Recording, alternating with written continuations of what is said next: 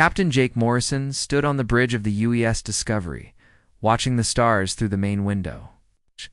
It was his third month exploring beyond Earth's solar system. The ship was small but fast, built for finding new worlds that humans could visit. Jake had been a pilot for 20 years, but flying between stars still felt like magic to him. "Captain, we have something on the scanner," said Lieutenant Amy Foster from her station. Her voice was tight with worry. "It's big, really big." Jake walked over to look at the screen. A massive shape was moving toward them, darker than the space around it. The computer was trying to measure it, but the numbers kept changing. Whatever it was at least 10 times bigger than any ship humans had ever built. "Send a message," Jake ordered. "Standard greeting protocol. Let them know we come in peace." Before Amy could send anything, the giant ship sent its own message. The main screen filled with the image of a tall, thin creature that looked like it was made of blue crystal. Its voice was cold and sharp when it spoke. "I am Ambassador Vexton of the Zephyrian Galactic Empire. You will identify your species and your homeworld immediately." Jake stepped forward, trying to look calm even though his heart was beating fast. "I'm Captain Jake Morrison of Earth. We're explorers from the human species. We mean no harm to anyone." Vexton's crystal face showed no emotion. "Humans. Yes. We have detected your primitive world. Your species has recently developed faster-than-light travel. This makes you subject to the laws of the Zephyrian Empire." "Subject to what laws?" Jake asked. He had a bad feeling about where this was going. "All developing species must pay tribute to the Empire. It is how we maintain order in the galaxy. Your world will provide 50% of all metals, 50% of all food production, and 1 million of your people to work. In our colonies," Jake felt his blood turn cold. 1 million people. "You're talking about slavery?" "Prefer the term workforce relocation," Vexton said, with what might have been a smile. "Your species will benefit from our protection and guidance. The alternative is much less pleasant. And if we refuse?" Jake asked, though he already knew he wouldn't like the answer. Vexton's laugh sounded like breaking glass. "Refuse? Captain Morrison, your species is new to the galaxy. You have no concept of our power. We have ruled over thousands of worlds. For more than 10,000 of your years, refusal is not an option." The alien moved closer to the camera. "You have 30 standard galactic days to prepare the first tribute shipment. If you comply, your world will be allowed to continue existing. Under our protection, if you refuse, we will demonstrate why no species has ever successfully resisted the Zephyrian Empire." The communication ended, and the giant alien ship disappeared as quickly as it had arrived. Jake stood in silence for a moment, trying to process what had just happened. "Amy, send a priority message to Earth Command. Tell them we need to speak with the President immediately." 3 days later, Jake found himself in the biggest meeting room he had ever seen. President Linda Hayes sat at the head of a long table, surrounded by the most important people on Earth. General Peter Blake looked angry, his military uniform covered with medals from old Earth wars. Admiral Kate Sullivan kept checking her tablet, probably looking at reports about Earth's small space fleet. "Let me make sure I understand this correctly," President Hayes said, her voice steady but tired. "These aliens want half of everything we produce, plus 1 million of our people, or they'll destroy our planet." "That's correct, Madam President," Jake replied. Ambassador Vexton made it very clear that they consider this normal. They've done it to thousands of other worlds. Dr. Richard Stone, Earth's top scientist, leaned forward. "Captain Morrison, did you get any information about their technology? Their weapons? Their ship was huge, maybe 2 kilometers long. But I couldn't tell much about their weapons. They didn't seem worried about our ship at all." General Blake slammed his hand on the table. "This is exactly what I've been warning about. We should have built more warships instead of exploration vessels. Now we're defenseless." "We're not defenseless," Admiral Sullivan said quietly.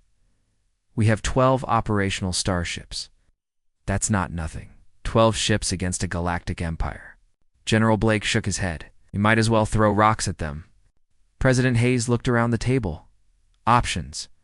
I need options, people." I could try to negotiate. suggested Admiral Sullivan. Maybe reduce the tribute amount, or ask for more time. Dr. Stone was studying his tablet. Madam President, I think we need to consider something else. These aliens have advanced technology, yes?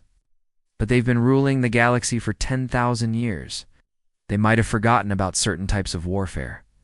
What do you mean? President Hayes asked. Nuclear weapons, Dr. Stone said simply.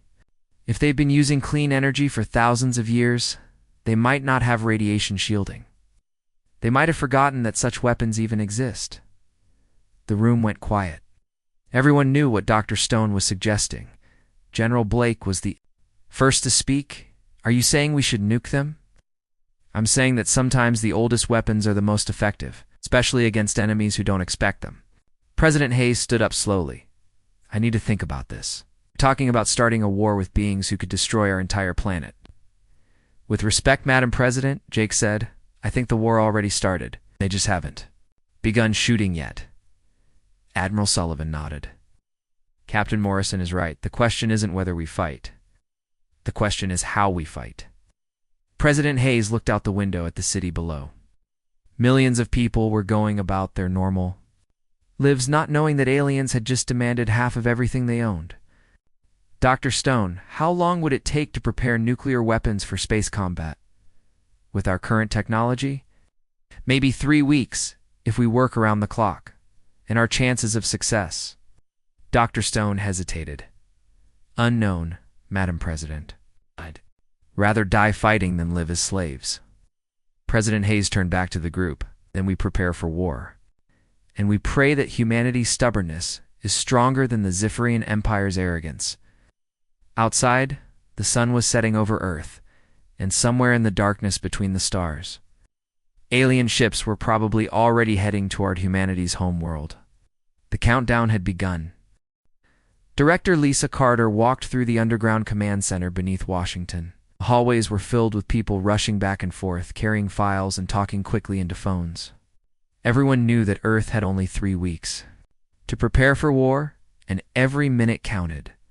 Lisa had been in charge of Earth's intelligence services for 8 years.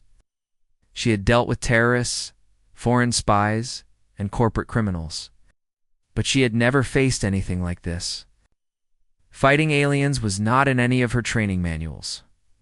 Her assistant, Agent Tony Martinez, met her at the main briefing room. Director, we've got responses from all our contacts. Yes. The news isn't good. Lisa sat down at her desk and opened the thick folder Tony handed her. Inside were reports from intelligence agents all over the galaxy. Humans had been exploring space for only 5 years, but they had already built small listening posts on dozens of worlds. Tell me what we know about these Zephyrians, Lisa said. Tony activated the wall screen. Pictures of alien ships and cities appeared. They control about 3,000 star systems. Their military has over 10,000 warships. They've never lost a major war in recorded history. How do they control so many worlds? Fear, mostly. When a new species develops space travel, the Zephyrians show up and demand tribute. If the species refuses, they destroy a few cities from orbit. After that, most species surrender quickly. Lisa studied the pictures. Zephyrian ships were beautiful, all smooth curves and gleaming metal. They looked more like art than weapons. What about their technology? That's where it gets interesting, Tony said. According to our sources, they use clean antimatter energy for everything. Their ships don't produce any radiation. They consider nuclear technology primitive and dangerous. You're primitive and dangerous, Lisa repeated slowly. That might be exactly what we need. Across the city, engineer Ryan Torres was having the worst day of his career. The president had given him 3 weeks to turn Earth's exploration ships into nuclear weapons platforms, which should have been impossible. But Ryan had never been good at accepting impossible. He stood in the main hangar at Edwards Space Base, looking at the UES Defender. The ship was typical of Earth's fleet, small, fast, and built for scientific research. It had sensors for studying planets and a small engine for traveling between stars. It definitely was not built for carrying nuclear weapons. The problem is weight, Ryan explained to his team. These ships were designed to carry scientific equipment, not warheads. If we add too much weight, they won't be able to maneuver in battle. Dr. Sarah Kim, the nuclear physicist working with him, looked up from her tablet. What if we make the warheads smaller, but more powerful? Can we do that? Sarah smiled. Ryan, we're fighting aliens who think nuclear weapons are primitive. We don't need to impress them with our technology. We just need to make sure the radiation gets through their shields. You're talking about dirty bombs, Ryan said. Weapons designed to spread radiation instead of just exploding. Exactly. These. Aliens have probably never seen radiation poisoning. Their medical systems won't know how to treat it. Ryan looked at the ship again, seeing it with new eyes. We'll need to rebuild the entire weapon system, and we'll need to do it 12 times. 13 times, said a voice behind them. They turned to see Commander Alex Garcia walking into the hangar. He was a tall man with gray hair and scars on his hands from years of military service. Ryan had heard that Garcia had volunteered to lead the most dangerous mission of the war. 13 ships? Ryan asked. The president just approved construction of one more ship, Garcia said. The UES Defiance. It's going to be our special surprise for the aliens. What kind of surprise? Sarah asked. Garcia's smile was not pleasant. It's the kind that makes sure they never come back. Dr. Richard Stone was working late in his laboratory surrounded by computer screens and nuclear equations. He had been Earth's leading expert on fusion energy for 20 years, but he had never tried to weaponize it like this. The problem was simple. How do you destroy alien ships that are protected by energy shields? Traditional explosives would not work. Laser weapons would be absorbed. But radiation was different. Radiation could pass through energy barriers like they were not even there. Stone looked at his latest calculations. By modifying the fusion process, he could create warheads that produced 10 times more radiation than normal nuclear weapons. The blast would be smaller, but the radiation would be deadly to any living creature for hundreds of kilometers. Computer. Run simulation 17, he said. The screen showed an animation of a nuclear warhead hitting an alien ship. The explosion looked small, but the radiation cloud spread quickly through the entire vessel. The computer estimated that every living thing on the ship would be dead within minutes. Perfect, Stone whispered. It was a terrible weapon, but Earth was fighting for its survival. Sometimes terrible weapons were necessary. His phone rang. It was President Hayes. Dr. Stone, how are the weapons coming along?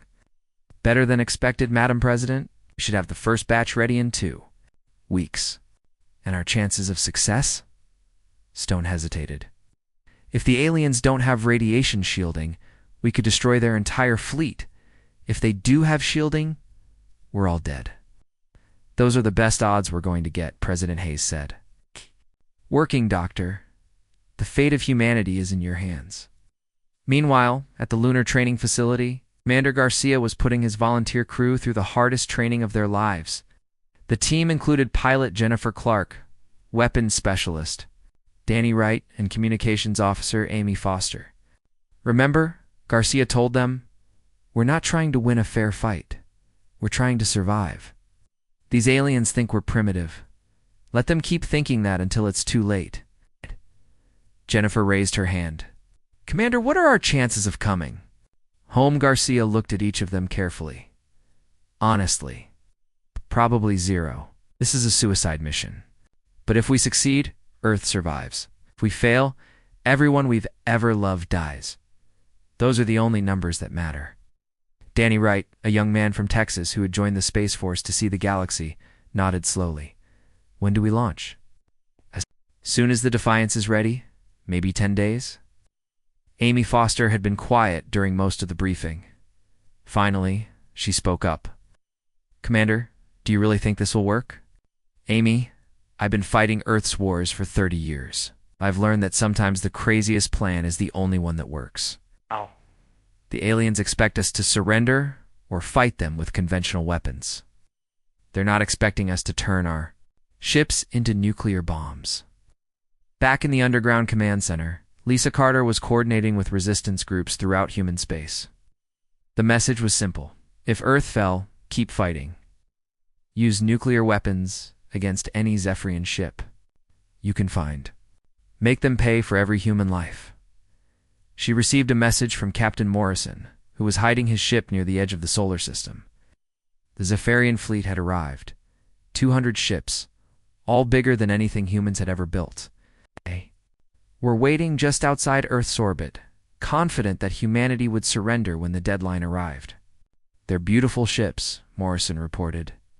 "But they're moving in formation like they're at a parade, not preparing for battle. I don't think they expect any real resistance." Lisa smiled grimly. Then they're about to get the biggest surprise of their lives. The countdown continued. Earth had 6 days left to prepare.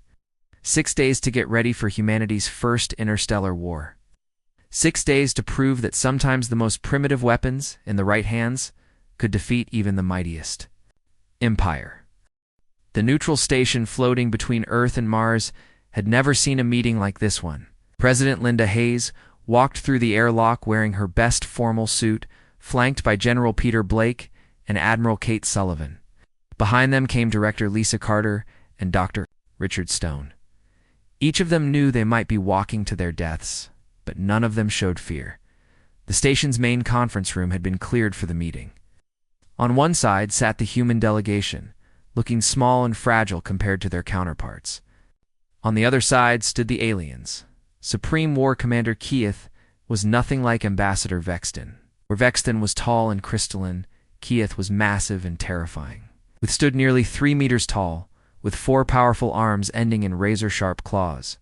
His head looked like a giant insect's, with huge black eyes and mandibles that clicked constantly.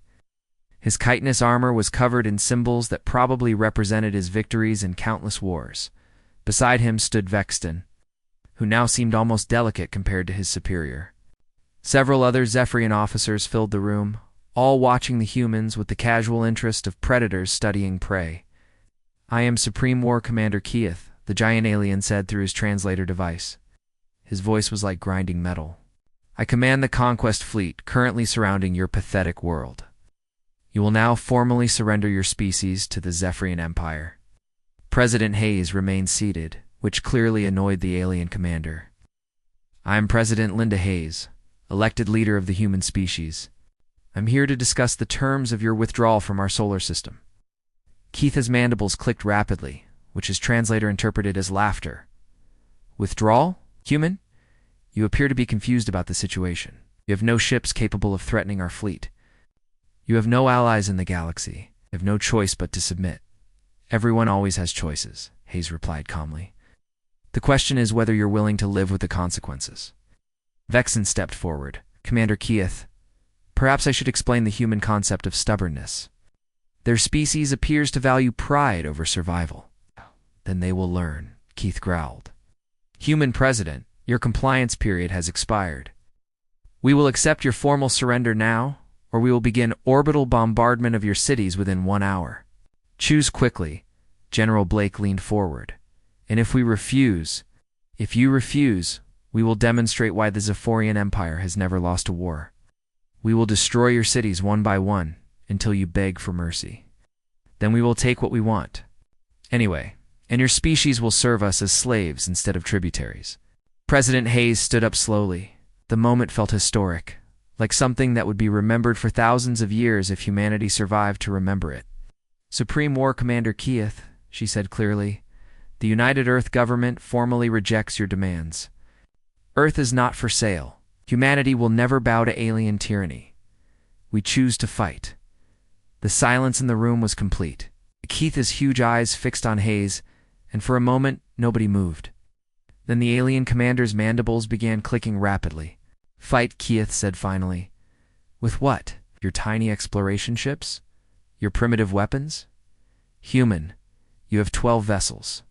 We have 200. This is not a fight. This is extermination." Admiral Sullivan spoke for the first time.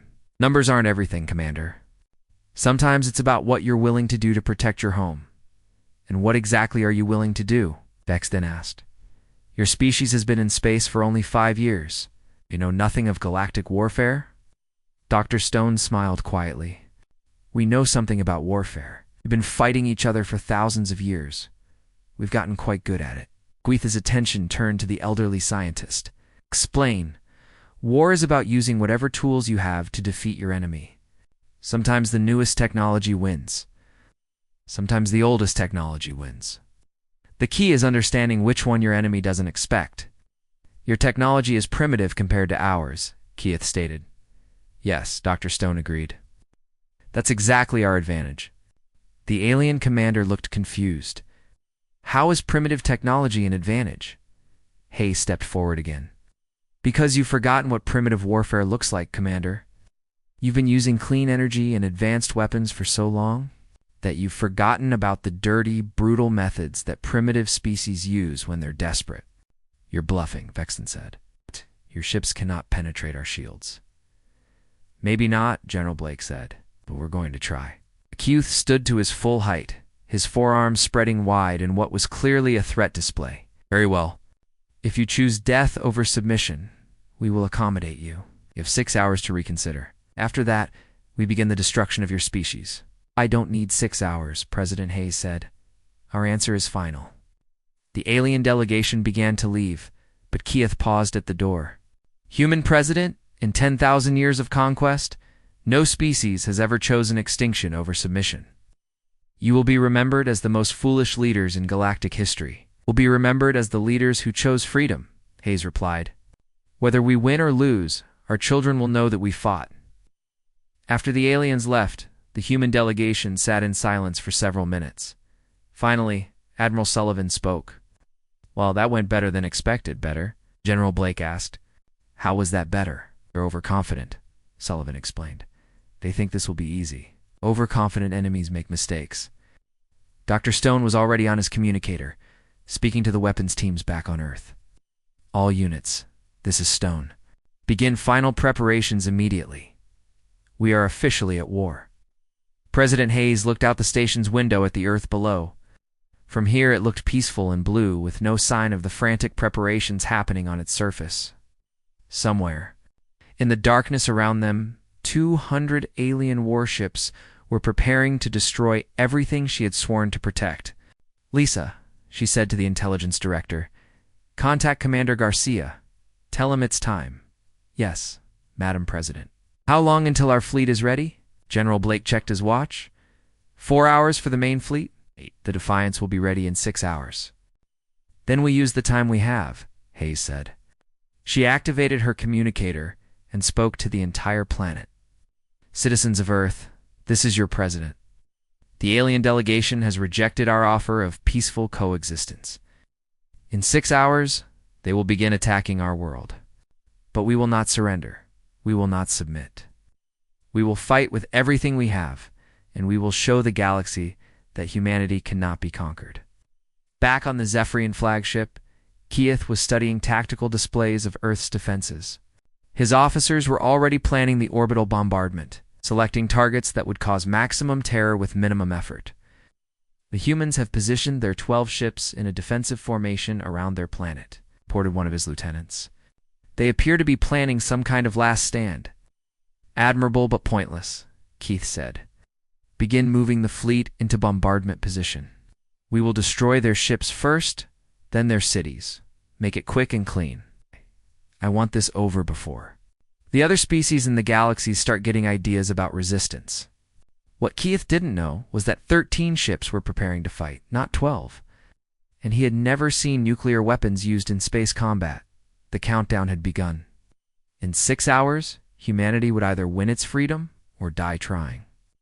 Either way, the galaxy would never be the same.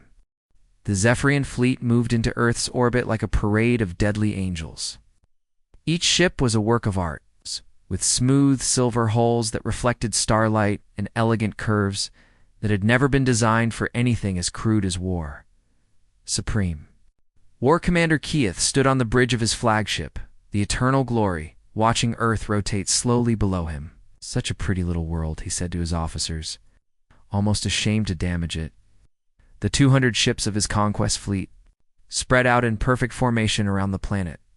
Their energy shields glowed softly blue, and their antimatter engines hummed with quiet power.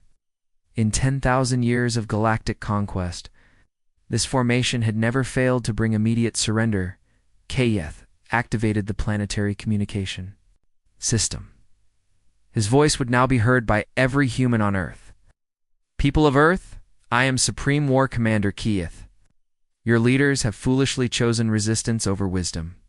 You now have one final opportunity to save yourselves. Remove your leaders. From power and surrender unconditionally, you have 30 minutes. The response came immediately, but not from Earth's surface. It came from space, from a small human ship approaching the fleet at high speed. This is Commander Alex Garcia of the Earth Defense Force, Ship U.S. Defiance. You have entered our system without permission and threatened our people. You have one chance to withdraw peacefully. Keith's mandibles clicked with amusement. On his tactical display, he could see the tiny human ship approaching. It was smaller than his flagship's shuttlecraft. Commander Garcia, your bravery is noted. However, your ship cannot possibly threaten this fleet. What exactly do you intend to accomplish? Garcia's voice came back, calm and steady. Something you've apparently forgotten how to do, Commander. We intend to fight dirty. Before Keith could respond, 11 more human ships appeared on the sensors. They were coming from different directions, all moving at maximum speed toward the Zephyrian fleet. The alien commander studied the display with growing confusion. They're attacking, said his tactical officer, a tall being with 4 eyes. All 12 ships are on intercept courses. Impossible, Keith said. They cannot penetrate our shields. This must be some kind of distraction. But the human ships kept coming. The bridge of the UES Defender, Captain Maria Santos checked her nuclear payload one final time. 20 fusion warheads, each one modified by Dr. Stone's team to produce maximum radiation. She had volunteered for this mission knowing she would probably die, but Earth's children deserved a chance to grow up free. All ships, this is Defender. She broadcast on the human command frequency. Remember, get as close as possible before detonation. The radiation has to penetrate their shields. Copy that, Defender, came the reply from the UES Guardian. See you on the other side? Keith watched the approaching human ships with growing irritation. Open fire, he commanded. Destroy these insects. Energy beams lanced out from the Zephyrian. Ships bright blue lines of antimatter energy that could vaporize a mountain. The beams struck the approaching human vessels, but something was wrong. The small ships didn't explode. Instead, they seemed to absorb the energy and keep coming. Commander said as tactical officer, their ships appear to have some kind of ablative armor. Our weapons are damaging them, but not destroying them quickly enough. Then use more power, Keith snarled. But it was too late. The UES Defender reached the outer edge of the Zephyrian formation and did something that no ship in galactic history had ever done. Instead of trying to fight through the energy shields, Captain Santos rammed her ship directly into the side of a Zephyrian cruiser and detonated her entire nuclear arsenal. The explosion was small by space warfare standards, barely visible against the vast darkness. But the radiation that followed was like nothing the galaxy had ever seen. It passed through the alien ship's energy shields, as if they didn't exist, flooding every corridor and compartment with deadly nuclear fire. The Zephyrian crew died within seconds, their bodies unable to process the massive radiation dose. Their ship's computer systems, unprotected against electromagnetic pulse, shut down completely. The cruiser went dark and began drifting powerlessly through space. What happened? Keith demanded. How did such a small explosion disable an entire cruiser? Before anyone could answer, the UES Guardian reached another alien ship and repeated the same maneuver. Then the UES Liberty, then the UES Freedom. One by one, the human ships were ramming into Zephyrian vessels and exploding in brilliant nuclear fire. Radiation, said the tactical officer, his voice filled with disbelief. They're using nuclear fission weapons. Our shields don't stop radiation. Keith stared at the tactical display in horror. 12 red dots showed dead Zephyrian ships, their crews killed by radiation poisoning. It was impossible. Nuclear weapons were primitive technology, abandoned by civilized species thousands of years ago. All ships, emergency retreat, he commanded. Get away from the human vessels. But Commander Garcia's ship, the UES Defiance, was already approaching the flagship. Unlike the other human vessels, this one wasn't trying to ram. Instead, it was broadcasting on all frequencies. This is Garcia to all Zephyrian ships. You came here expecting an easy conquest. You thought we would surrender like all the others? But you made one mistake. You forgot that primitive doesn't mean helpless. The Defiance opened fire, but not with energy weapons. Instead, it launched a spread of nuclear missiles, each one programmed to detonate close to an alien ship. The warheads were small. The radiation clouds they created were enormous.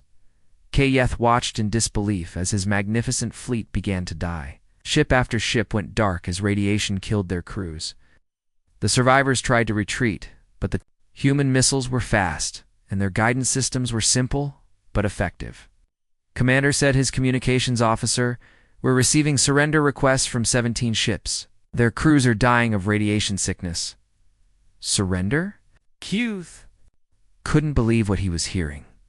The Zephyrian Empire doesn't surrender.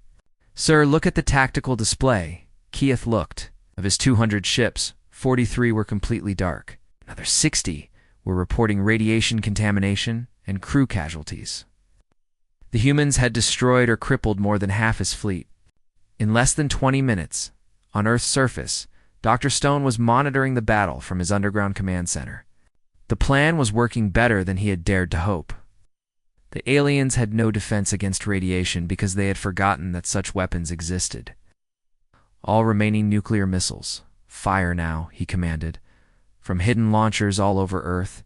50 more nuclear missiles launched into space. They were bigger than the ship-mounted warheads, each one carrying enough radioactive material to contaminate an entire alien vessel. The missiles streaked toward the retreating Zephyrian fleet, like bright arrows of nuclear fire. One by one, they found their targets, exploding in silent blooms of radiation that passed through energy shields, like they were made of paper. Commander Garcia's voice came over the radio one final time. "This is the EU's defiance to all alien ships.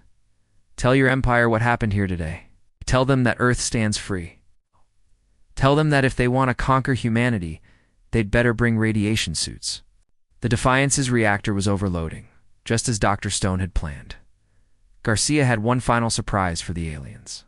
Instead of just nuclear warheads, his ship was going to become a miniature star. "For Earth," Garcia said quietly, and triggered. The reactor overload. The explosion lit up half the solar system. When the light faded, 30 more Zephyrian ships were drifting dead in space, their crews killed by the massive radiation pulse. Of the 200 ships that had come to conquer Earth, only 37 were still functional. The rest were either destroyed or contaminated beyond salvation. The survivors fled toward the edge of the solar system as fast as their damaged engines could carry them. The Battle of Earth was over. Humanity had won its first interstellar war. Using the oldest weapons in their arsenal, the galaxy would never underestimate nuclear fire again. The silence after the battle was strange. For 37 minutes, space around Earth had been filled with explosions, radiation, and dying alien ships. Now there was only the quiet hum of Earth's communication satellites and the distant glow of radioactive debris floating where the Zephyrian fleet used to be. President Linda Hayes stood in the command center deep beneath Washington, watching the tactical display with amazement. Red dots marked the locations of destroyed alien ships. Yellow dots showed contaminated vessels drifting powerless through space. Only 37 green dots remained, and those were fleeing toward the edge of the solar system as fast as they could travel. "Madam President," said Admiral Kate Sullivan, "we're receiving a transmission from one of the retreating alien ships." "Put it through." Oh. The main screen filled with the image of Ambassador Vexton. The tall, crystalline alien looked nothing like the arrogant being who had demanded tribute just days ago. His blue crystal skin was cracked, and his movements were jerky with fear. "President Hayes," Vexton said, his voice shaking, "I am authorized to negotiate an immediate ceasefire." "A ceasefire," Hayes replied calmly. "Ambassador, you came here to conquer us. We defended ourselves. There's nothing to negotiate." "Please. You must understand, Supreme War Commander Keith is dead. His flagship was destroyed by your impossible weapons. The Zephyrian Empire is prepared to offer compensation for this misunderstanding. General Peter Blake stepped forward. Compensation? You tried to enslave our entire species. We made an error in judgment, Vexen admitted. We did not realize that your species possessed such devastating weapons. The Empire is willing to classify Earth as a protected world and withdraw all claims of tribute. President Hayes exchanged glances with her advisors. Dr. Richard Stone was still monitoring radiation levels from the battle.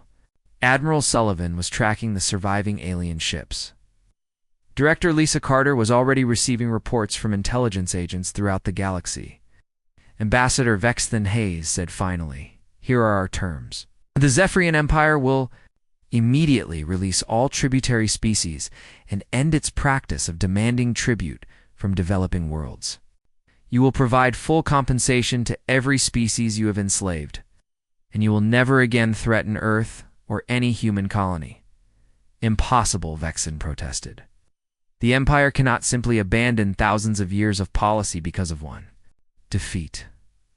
Then you can join your commander in death, General Blake said coldly. We have more nuclear weapons, and now we know they work. The transmission ended abruptly as the alien ship accelerated away from Earth. Within hours, the last Zephyrian vessel had left the solar system, carrying news of humanity's victory to the far corners of the galaxy. 3 days later, President Hayes addressed the world from the steps of the United Nations building. Every television, radio, and internet connection on Earth carried her words. But more importantly, her speech was being broadcast throughout the galaxy by the communication networks that the aliens themselves had built, people of Earth and beings throughout the galaxy. She began 3 days ago. The Zephyrian Empire came to our world demanding tribute. They wanted half of everything we had built, and they wanted to take 1 million of our people as slaves. We told them no. The crowd in front of the building was silent, but similar crowds had gathered in every major city on Earth. Humans everywhere wanted to hear their presidents speak about the victory that had saved their species. The Zephyrians believed that superior technology guaranteed victory. They thought their advanced ships and energy weapons made them unstoppable. They were wrong. Sometimes the oldest weapons used by people fighting for their freedom are the most powerful weapons of all. On worlds throughout the galaxy, other species were listening to these words. For thousands of years, they had lived under Zephyrian rule, paying tribute and accepting slavery because they believed resistance was impossible. Now they were learning that the mighty empire could be defeated. Let it be known throughout the stars that Earth stands free, Hayes continued. We sought no conflict with the Zephyrian Empire. We would have been happy to live in peace, but we will not bow to tyranny. Any species that comes to us in peace will find friendship and cooperation. Any that come as conquerors will find nuclear fire. The speech lasted only 10 minutes, but its effects would last for centuries. Within weeks, rebellions began breaking out on Zephyrian tributary worlds. Species that had been slaves for generations suddenly remembered what freedom felt like. Admiral Sullivan led the cleanup operation in Earth's orbit. The radiation from the battle was slowly dispersing, but it would be months before the area was completely safe. More importantly, the wreckage of alien ships contained technology that could advance human civilization by hundreds of years. Antimatter, engines, energy shields, faster-than-light communication systems, reported Chief Engineer Ryan Torres as he examined salvaged alien equipment. If we can figure out how this stuff works, we'll be able to build ships that can cross the galaxy in weeks instead of years. The first alien visitors arrived 6 months after the battle. They were not Zephyrians, but representatives of the Corvani Republic, a collection of worlds that had been fighting the Empire for decades. Ambassador Genter was a small, furry creature with large eyes and a friendly manner. She met with President Hayes in the same conference room where the war had begun. President Hayes, Genter said through her translator, the Corvani Republic formally requests an alliance with the human species. We have been fighting the Zephyrian Empire for 40 years, but we never imagined that victory was possible until we heard about your nuclear weapons. We're interested in peaceful cooperation, Hayes replied. We won't join anyone's war unless Earth is directly threatened. Of course, but perhaps you would be willing to share the technology of nuclear weapons. Many species would pay well for such knowledge. Hayes shook her head. Nuclear weapons are too dangerous to spread carelessly. but we might be willing to provide protection. For species that are threatened by the Empire, within a year, 12 different species had signed protection agreements with Earth. Humanity's small fleet of nuclear-armed ships became the galaxy's most feared deterrent against tyranny. The mere threat of nuclear retaliation was enough to keep most aggressors away from Earth's allies.